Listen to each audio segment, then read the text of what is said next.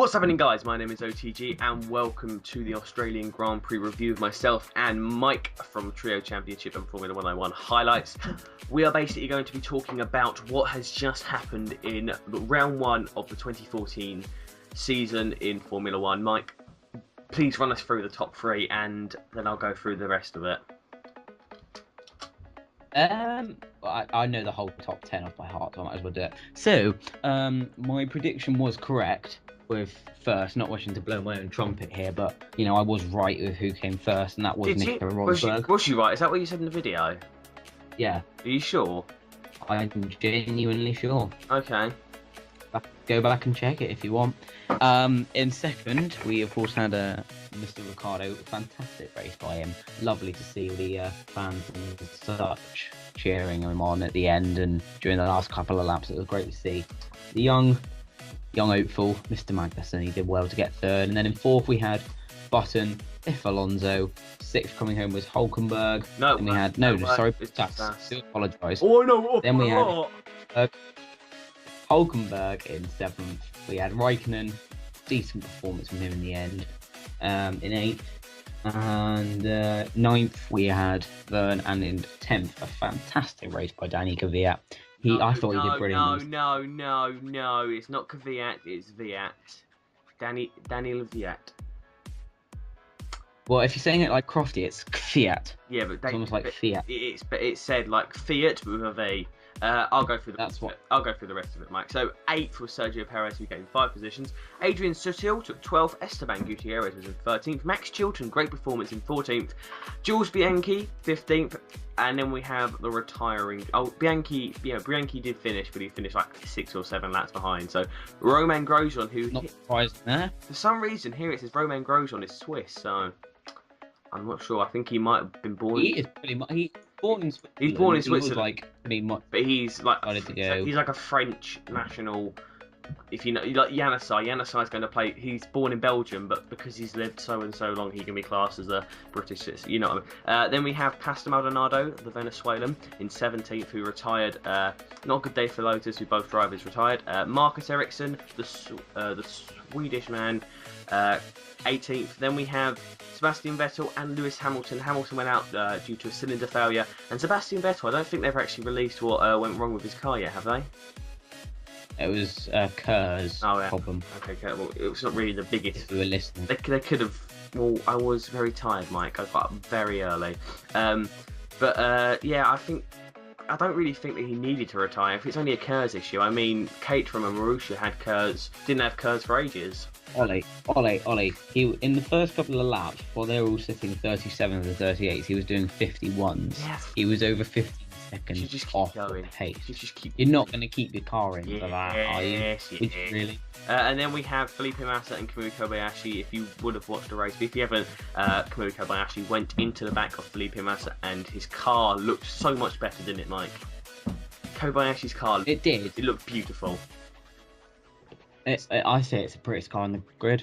So, Mike, we're going to be doing the same things week in, week out about our review. So we're going to have our driver of the day, team of the day, and also who you think has outperformed and underperformed. So, Mike, the driver of the day, let's go for that first. I'm stuck between a few. You've got to pick one. It's one. No, I just want to say the few I'm No. with. You can do that after. Nick, Mike, it's called driver of the day, not drivers of the singular, not pure plural. Just pick one, and then we'll discuss some of the others that done well. But I'm stuck between 3, so I thought if I said it out loud, Ollie, just shut up. I'm stuck between Rosberg, Magnussen, and Kvyat. Because I think okay, you're going to keep doing this to me, aren't you? Yes, because you keep on saying that Valtteri's Vitali. Spoiler.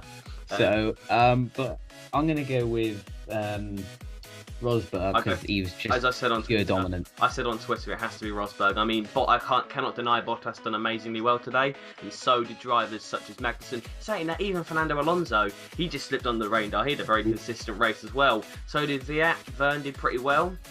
Perez done quite well after he had an incident at the start as well. But yeah, I have to give Rosberg because he just completely went away with it. You can't also leave out Daniel Ricciardo doing a great job. But apparently it was the first. I don't know. They must have got this wrong. I can't help but not believe this. Ricciardo is the first ever Australian to score a podium in Australia. In an official Grand Prix, yeah. Yeah, I can't believe. I just cannot believe. I can't believe Webber never got one. But there you go. So let's go for flop of the day. So who was, Mike, the worst driver of the day? And you can use the guys that have retired, but bear in mind they have retired. I was disappointed with Perez. I really was. I'm gonna say Raikkonen. How dare you? He's in out. Get out. No. Raikkonen got 8th in a car that could have been battling with Alonso. He just really didn't seem like it. I know he had some issues with his car and he was saving fuel, but when you get past that easily by a Williams, you know there's something going wrong. No taking away that the Williams is fast, but a Ferrari should be faster than that. I think his main problem is I think he's just struggling with the brakes really, and as they said, they weren't running with full power. I said about 70% of the power they're capable of or something. I'm doing this without trying to sound boastful.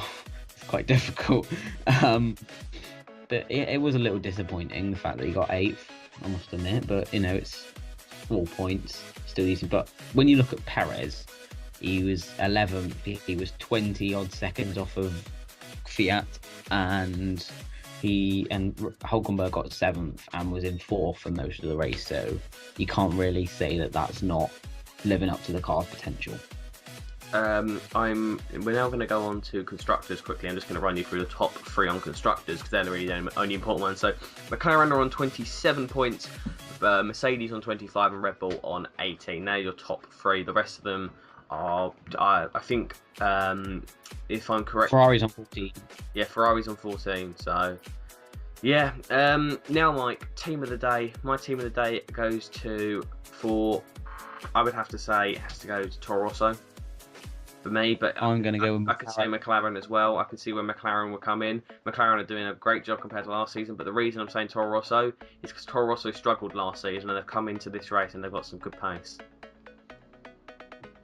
You're very right. I wouldn't disagree with you, but I still got to go with McLaren 3rd and 4th after last season's complete slump without getting a podium. I'd also say and a couple of races. I would say Marussia as well.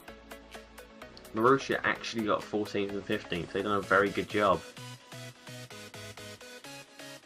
That was last and first of the retirements. Yeah. But yeah, they still did it, and they've done a decent job. They held the car. They made their car last longer than Vettel, Hamilton. I would say. Chilton lasted longer than Vettel. Yeah, Max Chilton finished the race, and that's quite impressive. He's continued. He actually finished Australia, ladies and gentlemen. Yeah, we finished Australia. Wow. You heard it here first. Bloody hell. He's completed more laps than Bianchi, Grosjean, Maldonado, Ericsson, Vettel, Hamilton, Massa, Kobayashi. Kobayashi. So we basically ran through everything, but should we just explain some of the big things that happened in the race? So Nico Rosberg at the start got away with it and then just walked away. Ricciardo didn't really have much to defend from Magnussen, but he pushed. Jenson Button made his way through the pack. Alonso didn't really have much. Vitaly Bottas made the most overtakes of the day by far. Nico Hulkenberg showed good pace. Viat and Jean-Eric Vergne, they seemed to have a nice little squabble with Raikkonen, but Raikkonen came out on top. And there was no real crashes apart from the first corner, and it was some really good, fast, clean racing. And if you didn't know, all of them, the podium, Rosberg, I believe that was only his 3rd or 4th ever race victory. Ricciardo, 4th race victory. 4th ever race victory. Ricciardo gets his first podium, and Magnussen gets a debut podium in his first ever Formula 1 race, and it's just the weirdest looking podium. But then if you look at Jenson Button and Fernando Alonso and Bottas, I would have said, if I looked at them drivers at before the thing, I would have said them 3 would have been on the podium over the other 3, but Rosberg obviously is in a Mercedes. It just would have it would have made more sense to see Jenson and Fernando on a podium over Ricciardo and Magnussen. Yeah, I would agree with that too, but And it was a tough one. You have to think that if Hamilton actually survived and didn't have his car I think Hamilton break down. To be honest, I think Hamilton would have won this race if he didn't have a car issue, because No, I really don't. I think Rosberg would have had it anyway. really, with that pace in qualifying, already. with that quality pace. Okay. Yeah. Well, Mike, unless of course you've got anything else to add, I think we can end it here. Yes, I have got something else to add. The ladies and gentlemen, your apparently beloved Ollie Glazebrook dragged me away from watching the end of the programme, which I so dearly wanted to see, in my dressing gown. He physically dragged me away by one of the tassels on my dressing gown and slumped me and tied me up in my chair. So, yeah, thank you, Ollie, for doing that for me. You could have paused it. Gay.